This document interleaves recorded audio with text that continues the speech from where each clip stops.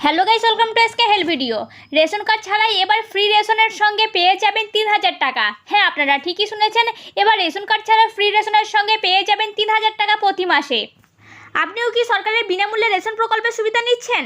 কেন্দ্র সরকার একটি বিশেষ প্রকল্প শুরু করেছে। সরকারের এই প্রকল্প অনুসারে আপনার রেশন কার্ড না থাকলেও আপনি বিনামূল্যে রেশনের সুবিধা পেতে পারেন। সাথে পাবেন মাসে 3000 টাকা। আর এই 3000 টাকা কারা পাবেন?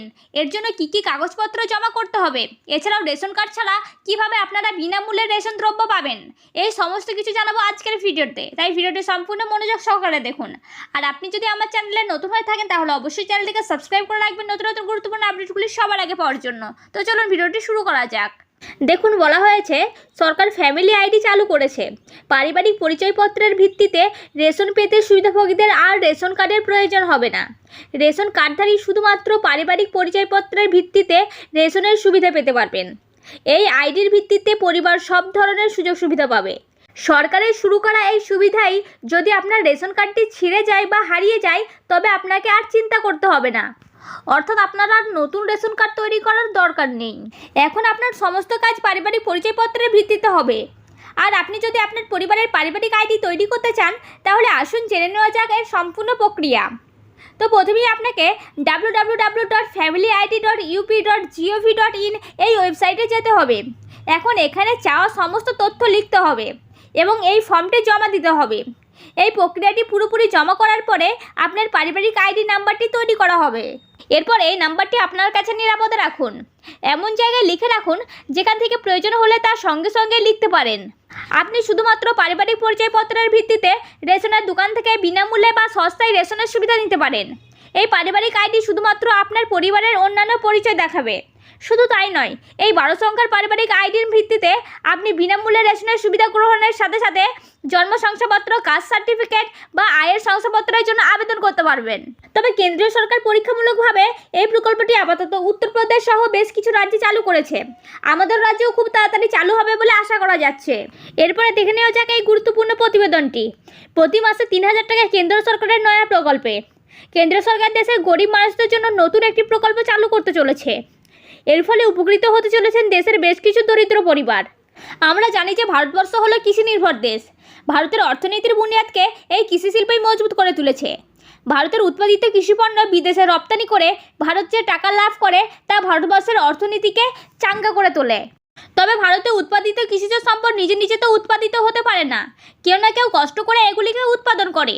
তাই ভারতের কৃষক সমাজ বছরের পর বছর ধরে রোদে পুড়ে জলে ভিজে এইসব কৃষিজ সম্পদ উৎপাদন করে চলেছে। এই পণ্যগুলি দেশে বিদেশে বিক্রি করে ভারতের অর্থনীতি ক্রমশ শক্তিশালী হয়ে উঠেছে। অর্থাৎ কৃষিজ সম্পদকে ভারতীয় অর্থনীতির মূল স্তম্ভ করে তোলার পিছনে সম্পূর্ণ অবদান ভারতীয় কৃষক সম্প্রদায়ের। কিন্তু এই কৃষক সমাজের দুঃখ দুর্দশা নিয়ে আমরা কোনোদিন কেউ চিন্তা করি না। প্রতিনিয়ত ভারতীয় কৃষক সমাজের প্রতিটি মানুষ আর্থিক দুর্দশার মধ্যে দিন কাটাচ্ছেন। তাদের আর্থিক অবস্থা আজ পর্যন্ত উন্নত হয়নি। তারা যেখানে ছিল সেখানেই রয়ে গেছেন। কিন্তু এইভাবে তো বেশি দিন চলতে পারে না। তাই ভারতের কৃষক সমাজকে অর্থনৈতিক দিক দিয়ে কিছুটা সচ্ছল করার জন্য মাননীয় প্রধানমন্ত্রী নরেন্দ্র মোদী একটি প্রকল্প চালু করেছেন। এই প্রকল্পের নাম হলো কৃষক সম্মান নিধি প্রকল্প। আর এর মাধ্যমে দেশের প্রতিটি কৃষক বার্ষিক 6000 টাকা করে ভাতা পাবেন। এছাড়াও তাদের চাষের কাজে যাতে কোনো টাকার অভাব না হয় সেজন্য কেন্দ্রীয় সরকার দেশের প্রতিটি দরিদ্র কৃষককে অল্প সুদে কৃষিভিত্তিক ঋণ দানের ব্যবস্থা করেছে। শুধু তাই নয়, তিনি আরও এক ধাপ এগিয়ে ভারতীয় কৃষক সমাজের একটি সুনির্দিষ্ট ভবিষ্যৎ গড়ে দেওয়ার উদ্দেশ্যে প্রত্যেকটি গরিব কৃষকদের তাদের বয়স 60 বছর হয়ে যাওয়ার পর মাসিক 3000 টাকা করে পেনশন অথবা ভাতা দেওয়াও শুরু করেছেন।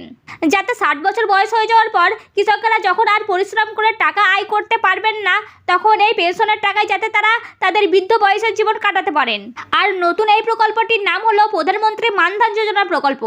তাহলে চলুন এই প্রকল্প সম্বন্ধে বিস্তারিতভাবে জেনে নেওয়া যাক। তো প্রথমেই দেখে নেওয়া যাক যে এই প্রকল্পের সুবিধা পাওয়ার জন্য কী যোগ্যতা লাগবে।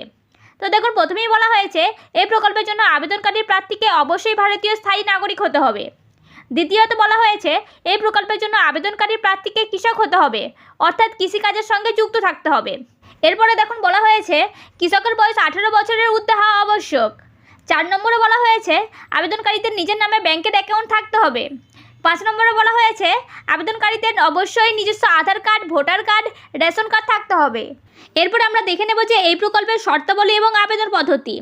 দেখুন, বলা হয়েছে এই প্রকল্পের সুবিধা লাভ করার জন্য কৃষকদের তাদের 18 বছর বয়স হওয়া মাত্রই নিকটবর্তী কোনো ব্যাংকে গিয়ে এই প্রকল্পের বিষয়ে বিস্তারিত জেনে নিতে হবে এবং নিজেদের যাবতীয় তথ্য দিয়ে এই মানধন যোজনা প্রকল্পের অ্যাকাউন্ট খুলতে হবে। এরপর কৃষকের ক্ষমতা অনুযায়ী প্রত্যেক মাসে 55 থেকে 200 টাকা পর্যন্ত জমা দিতে হবে। এরপর তাদের 60 বছর বয়স হওয়ার পর তাদের আর কোনো টাকা জমা দিতে হবে না। তখন থেকে প্রত্যেক মাসে তারা কেন্দ্রীয় সরকারের তরফ থেকে 3000 টাকা করে পেনশন পাবেন। এরপর তারা মারা গেলে তারা যে পরিমাণ পেনশন পেতেন তার অর্ধেক পরিমাণ পেনশন তাদের স্ত্রীরা পাবেন। পঞ্চায়েত প্রধান কর্তৃক ইস্যু করা আপনার ইনকাম সার্টিফিকেট, আপনার 1 অথবা 2 কপি পাসপোর্ট সাইজের ছবি এবং আপনার জমির দলিলের জেরক্স, এই সমস্ত ডকুমেন্টসগুলিকে আপনি রেডি করে রাখবেন।